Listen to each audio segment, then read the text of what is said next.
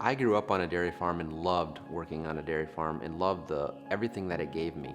It gave me the ability to work hard and to use my imagination. So I always had the dream of farming ever since I've been a little kid.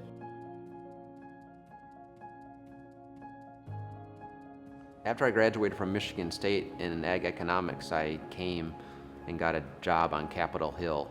So Tyler's always wanted to be a farmer, full-time farmer. Like, his dream job was to have a business card that said American Farmer.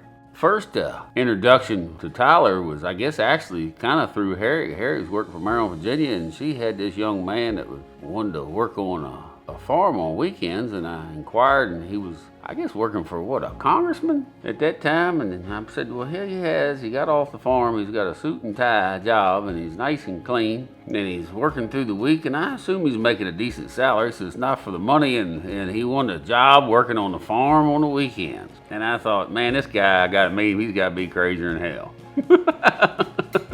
You know, I said, oh, honey, are you for real here? But that's his dream job, to be an American farmer. And so 2.5 years ago is when he quit his white-collar job and joined the ranks of American farmers all over the country, and he's never been happier. We started Wegmeyer Farms in 2002 with less than 1 acre of land, and it has grown to several locations and world destinations for thousands of people in the Northern Virginia area. Our main crops are strawberries and pumpkins, both a wholesale and U-pick. We also grow corn and soybeans, and we grow over 40 different other fruits and vegetables. Well, when I first started farming, I had in my mind that I needed to have larger pieces of land in order to grow my wholesale business. And in my area with dense population, it was almost impossible to do that. So I had to think outside the box. I had to figure out a way to make it work. So we developed the satellite model in which we have our home farm as the center of our farming operation. And then around it, within a 20-mile radius, we have several other locations which are located on a main thoroughfare, main highway, closer to the people, have better access to people to just pop on by. Our farm feeds hundreds of families in our community, but more importantly, it introduces agriculture to thousands of families. We as a U-pick farm have that intimate connection with the consumer, and it's such a great opportunity to tell the story. A lot of people, their only exposure comes once or twice a year when they go to a farm. Well, when they come to a farm, we need to make sure that we engage with them and educate them.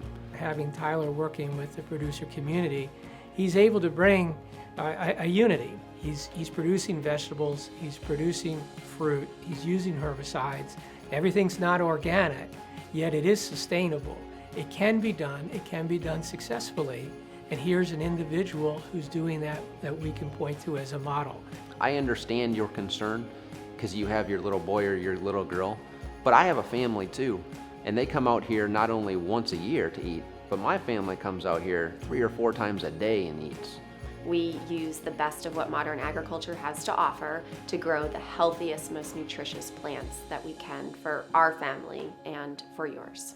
As farmers, we need to give back. It's not just about us. We need to do what we can do to give back. That's one thing that I can do. It's one thing that my wife can do.